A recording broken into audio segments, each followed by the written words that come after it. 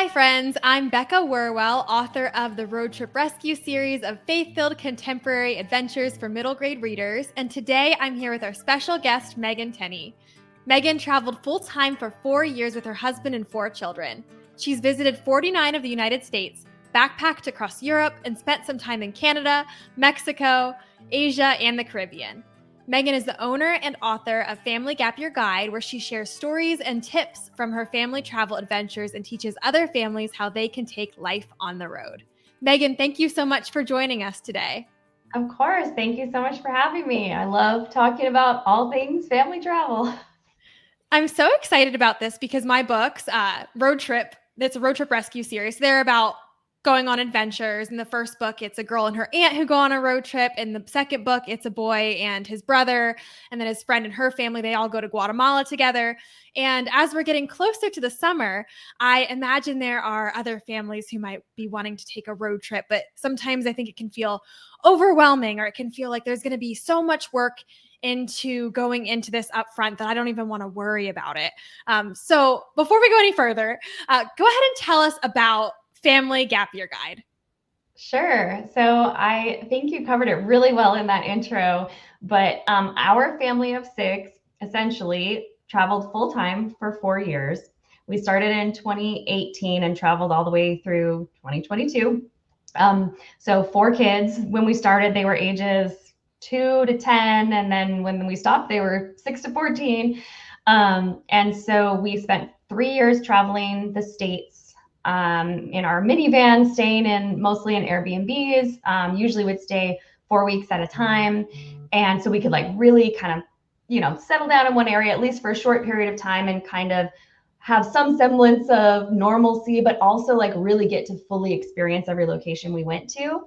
And then after that 3 years, we went to Europe. We each had a backpack. We didn't have our van at that time. We totally depended on public transportation, but everybody had a backpack. And so we backpacked through 11 European countries over 10 months. And we settled down after that. Of course, we still love to travel. We still do a lot of traveling. But at familygapyearguide.com, that's my site where I write just about all the places we've been. I do a lot of like things to do in the city. And then I also talk about how families like us can actually do what we did and take life on the road and travel full time. A lot of times you hear, I mean, obviously in the name of my site, Family Gap Year, the idea is like, we're going to take a year off and we're going to, travel the world for a year and then get back to normal life. Well, that was the idea of what we wanted to do. And in fact, we were living in Arizona. I'm from Maine. My husband's from Arizona. So already, from 2 different sides of the country. And we just kind of decided we wanted to move back to the East Coast.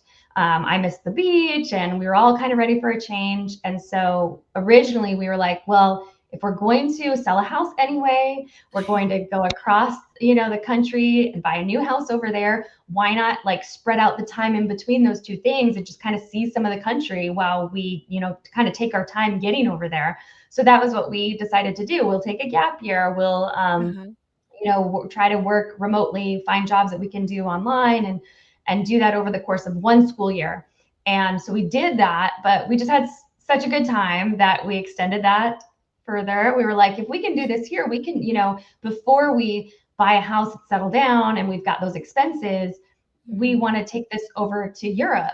And so we had plans to do that. And then COVID happened and like all of our plans got canceled. So, but knowing that we still wanted to do that, we just kept traveling the US. So we ended up, like I said, 3 years of that and then almost a year over in Europe. And so our gap year became 4 years. But yeah, the things that I write about on our site are like information that I think any family would find really useful, whether they're going to a specific destination and then they can find out cool things to do there, or just like general travel tips. I think even though you might not be ready to drop everything and go on the road full time, there's a lot of tips that apply to any trip that a family might take. I love that. I love that it just started out like as going to be at 1 year and then it just kept going and going. Yep. Did you have any like fears or concerns about taking the initial year or then even extending it beyond that to the 4 years? Yeah, definitely. I think it's that first leap. It's that first, like, especially back, this was 6 years ago almost now that we started. And just the idea of like, wait, we're not going to have a house. Like we're going to live out of Airbnbs. People don't do that. That's not a thing, but it was really like just becoming a thing. I think other families had been doing this in the past, like especially in an RV, that was kind of like a lifestyle that was kind of becoming a little more popular. And then especially it kind of exploded with the pandemic with people working from home anyway. And then they're like, wait, if I can work from home, I can be anywhere. So we kind of were just like a little bit ahead of the curve on that trend. But it was definitely that initial leap of like, this isn't normal. This isn't what normal people do. Like it's hard to like, I think, push outside that box. And I've had so many people come up to me that have heard about it. And they're like, oh, I would love to do that. That's my dream. I could never do that. And I'm like, no, you actually could. It's not that out there once you start doing it. But one thing specific that was kind of difficult is that my two older kids they had already been in school. My oldest had gone from kindergarten through fourth grade, and my next oldest had done kindergarten and first. And my third was just about to go into kindergarten. And we were like, he had already been assigned a teacher, and we were trying to make that final call on whether we were actually going to do it. We were going to pull the kids out of school. We were going to sell our house. We're going to, actually take this trip. And it was the night of his like meet the teacher night that we were like, no, we're going to do it. There's no sense in bringing him to a classroom he's not actually going to go to. And I cried and cried and cried that night, just thinking about like this little desk that had his name on it. And then he had a cubby somewhere. And that was one of those things I was like, how can you not, experience kindergarten? How can you not like do all the things that are expected that most people do? And then after we started traveling and he was homeschooled that year, and we got to the end of that school year and it was May, and we were just like, look at all the things that he did in this year and that he wouldn't have done if he was in just, living at home, going to a regular traditional school, like just so many places and so many activities and so much exposure to the world that he wouldn't have gotten otherwise. And we definitely went on Amazon and ordered him a little graduation cap and gown, and we did a little ceremony. So like ultimately, I think he only gained from that experience, even though at first it was really tough to let go of some of those things. He got so much more out of it, I think. That sounds like an amazing year of kindergarten. I used to teach kindergarten students, but what a dream to be able to like be on the road and have all these experiences that you'd never have in a typical classroom setting. Yeah, for sure. And I'll add that like we are teachers. Our background is in education. And so like we really value traditional education. And so we did our homeschooling was a lot of like sitting down, doing math, a lot of online resources, like reading books, writing every single day. But then we combined that with like one day we were in South Padre Island, Texas, which is like the sandcastle capital of the world. And so we signed up to go do a sandcastle building lesson with like the expert. And so that was our homeschool lesson that day. We were on the beach building sandcastles, and it was just like, I feel like the combination of those two things just was outstanding. And when we started, like I said, my oldest two were they were in school, and they were in accelerated classrooms where it was like basically they were working a year ahead. So when we had that plan of we'll just go for 1 year, we were like, okay, if we really just fail at this, worst case scenario, they end up like where they should be anyway. They're maybe not ahead anymore, but they're just like at the normal level. But that was just like such small thinking because, there's only 4 kids. The youngest was 2. She wasn't even really schooling yet. And so just the idea of like, we could teach them so much more. They were able to move so much faster than they could in a traditional classroom where they've got 30 other kids, and they're, the lesson for the day is the lesson for the day. Whereas like, my daughter, she was going into 2nd grade when we started. So she did 2nd grade math on Khan Academy. And when she finished that, we didn't like spread that out to last through the whole year. Once she finished it, we're like, cool, do 3rd grade now. You done with that? All right, move on. Like we never stopped them at all. They just kept moving forward. And and now that they're back in school, they're like definitely ahead of the game. Their teachers have said like, wow, these kids, they know their stuff. And so it all worked out in the end. Yeah, that sounds like an amazing opportunity in so many ways. And one big thing in a classroom and from teaching, like I remember just doing a lot of classroom management and enforcing rules. And that was part of, especially like kindergarten, those younger grades, is like, well, what it's like to be a student and what it's like to be in a classroom with others. And so I'm curious, and this question comes from two different parts. I'm curious about your family's like rules, especially related to being on the road, like because you were traveling from place to place and you spent probably a lot of time in a car together, which I would imagine could be challenging at times with a family of six. Did you have any certain like road trip rules that you followed?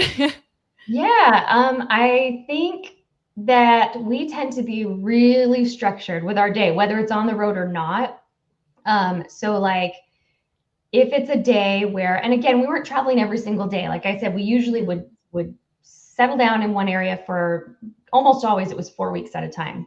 And then a lot of times, like we would plan out our several next destinations. So we weren't like, going from California to Maine and then Florida and then Washington, it was kind of like, Uh-huh. okay, let's go hit the next state. Let's hit the next state. Uh-huh. So we weren't always going like really, really long distances, but there was plenty of that. Trust me, there was plenty of time spent in the car. And so one thing we planned is that like the kids want to spend time on screens. Like if it were up to them, they'd be on YouTube the entire trip.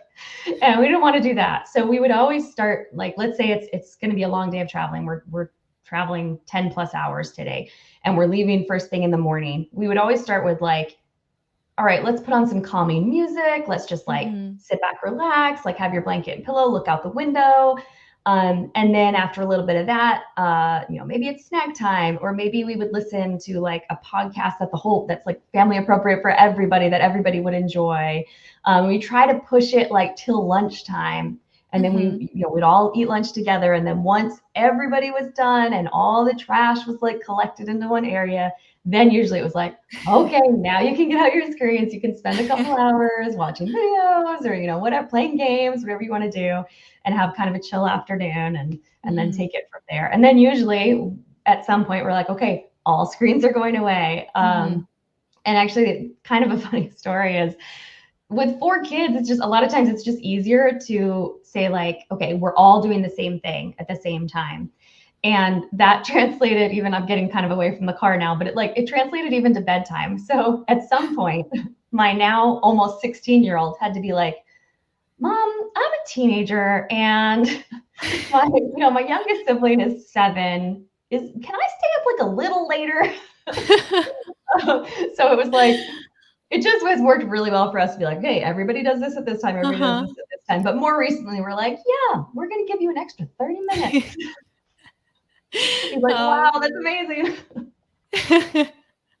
That's funny. That's funny. I love that.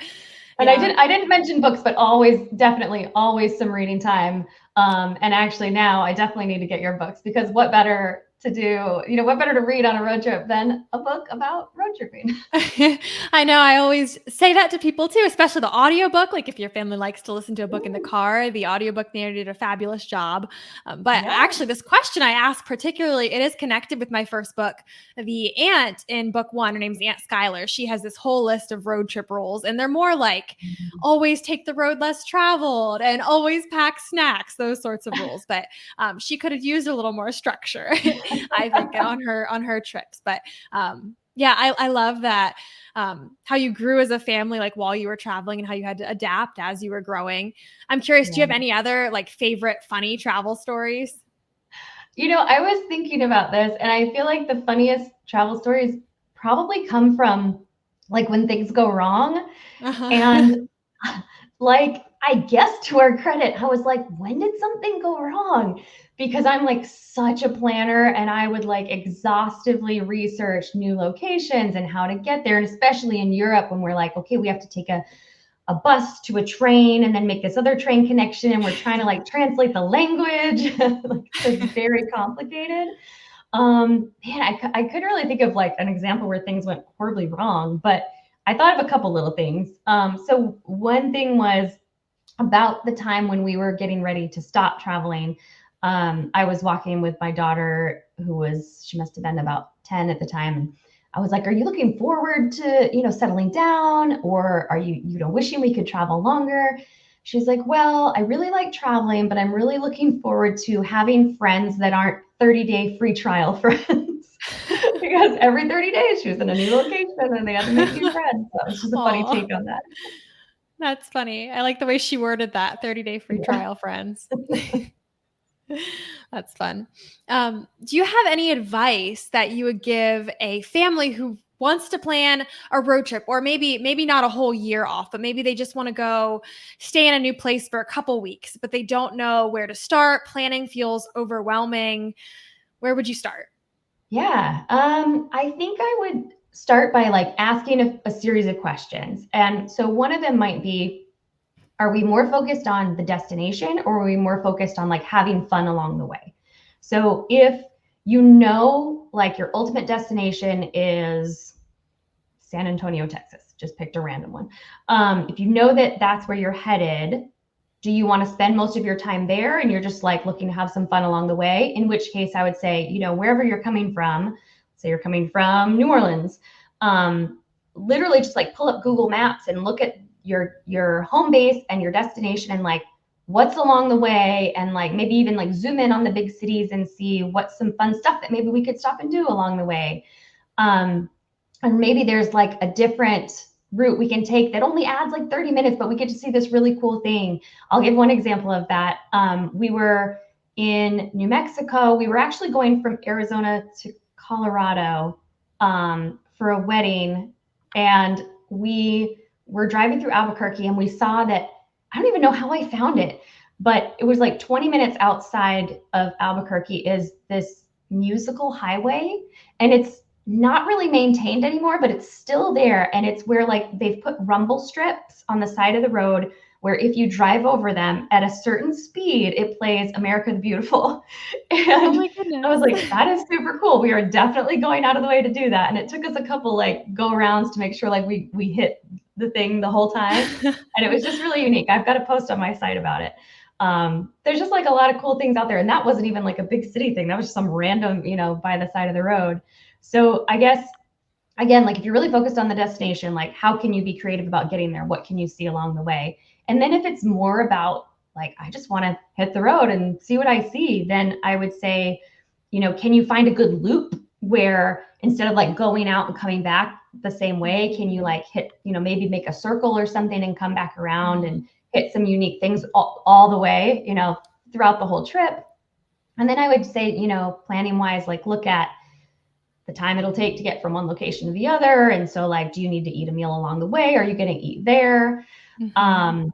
And especially for road trips, like, because you probably, I guess you'd have to decide like for each location, am I going to spend a whole day there? Or is this just like an hour long stop off? And then you know, like how much time you have to spend. I would say, assuming that like on a road trip, you're going to maybe stop for like half days everywhere, then I would definitely find like, I like the top thing to do in the location. Is there something that's like iconic about going there? Mhm. Like I mentioned San Antonio, like you got to walk the river walk or take a boat around the river walk and then like eat somewhere along the side of the river walk. Ideally Mexican food if you're in San Antonio. So just like we think of visiting all the different states. For a while I had this map that was like, okay, it started with every state that was just white, like it wasn't colored in. It's just every state's white, like we haven't been there. And if we've actually physically been in the state, we colored it yellow, like we've driven through it, but we haven't really done anything unique. And then for any state that we had done something that was like specific to that state, like eating lobster in Maine or like going to Times Square in New York. I don't know, something, you know, that's really touristy, but something like that. Then we would say that state's green. We've colored that in green. And now it's like almost the whole thing is green. But that's the goal. It's like if you're someone that really wants to travel the US and kind of check off all those different states, then I would say like what's unique about that state? What's historic? What is like the top attraction there? And if you're going to spend a longer day there, I would say go do like the top kind of more touristy thing and then find like a hidden gem. So when we went to Seattle, like we definitely went to the Space Needle and we went to Pike Place Market, but then we also went to, this might not be that hidden, but there was a place that was like the center for wooden boats, and every Sunday they did free boat rides, and we went on a Sunday morning. We got to go out on Lake Washington there, and we found like a place that was a pinball / ice cream place, and it was just like a really fun place to take the kids. So I'd like combine something that's maybe a little more local, maybe off the beaten path, with like what are the, check the box, like go to the Eiffel Tower, go, like the big thing that you have to do while you're there, and then somewhere really good to eat. That's my idea of like the perfect day. Oh, I love that. I love that you're drawing this distinction between travel where you just want to get to a destination and travel where you really want to enjoy the stops along the way. And it's funny because in book 1, I talked a little about Aunt Skylar. She's very much so like, I just want to enjoy the journey, see what we find. And Kimmy, the main character, is very much so, I just want to get to the destination. But even in the case where you're talking about, okay, we have, we want to go to San Antonio. This is the destination. We're going to spend most of our time there. But you can still make that journey so much fun, and you can still find these unique things along the way. So that's super fun. And I'll be keeping that in mind next time we plan a road trip for sure. Awesome. Where can families go to learn more about you and Family Gap Year Guide? Well, they can go to familygapyearguide.com. Pretty straightforward. Also, Instagram is @familygapyearguide. Facebook is facebook.com/familygapyearguide. It's pretty standard across the board. And if this is interesting at all to you, like if you're thinking, ooh, maybe I could like hit the road with my family, if you go to familygapyearguide.com/starter pack, and there's a dash in between the words, so starter-pack. I have a free guide that you can download, and it's like 5 fun steps to planning your family gap year. Even if it's just like something you're curious about, it talks about like how do you budget for that? How do you pay for living on the road? And like it actually starts with what I call your dream destinations, and it's just really a really fun way to kind of like daydream all the places that like all your ideal places that you would love to go to. And the idea is like you make your list and your partner makes their list, and maybe if you have kids, they make their own list, and then like share them all and find the places where like everybody put this on their list. Well, we have to go there first. So it's just a really fun guide, and it's free. So you can get that at familygapyearguide.com/starter-. Amazing. Thank you so much for joining us, Megan, and for sharing all of this stuff. I definitely think a lot of people are going to want to check out Family Gap Year Guide. Awesome. Well, I appreciate you having me so much. This is fun.